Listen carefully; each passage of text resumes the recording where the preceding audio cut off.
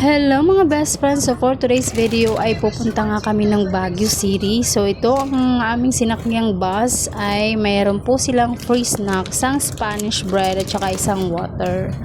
So kapag pupunta po kayo ng Baguio, alam nyo na kung saan kayo sasakay. Pupunta po kayo ng Cubao at hanapin nyo lang kung saan ang sakayan papuntang Baguio City. Kasama ko nga pala dito ang aking mag-ama. Talaga nga naman plinano namin to na makapunta sa Baguio. Baguio, basta doon sa pinakamalamig na lugar ng Pilipinas. Uy, totoo yun. So yun ang mga best friends. So nandito na nga kami sa highway. Hindi ko po alam kung saan banda ito. Basta pagkagising ko, kasi nakaidlip po ako sa biyahe, paggising ko ito agad ang bumungad sa akin. Uy, apakaganda naman talaga ng likha ng Panginoon, mga best friend. So isipin nyo or imagine nyo yung aurahan ng cloud, para siyang angel na lumalakad sa alapaap. Ay, talaga nga naman imagination mo.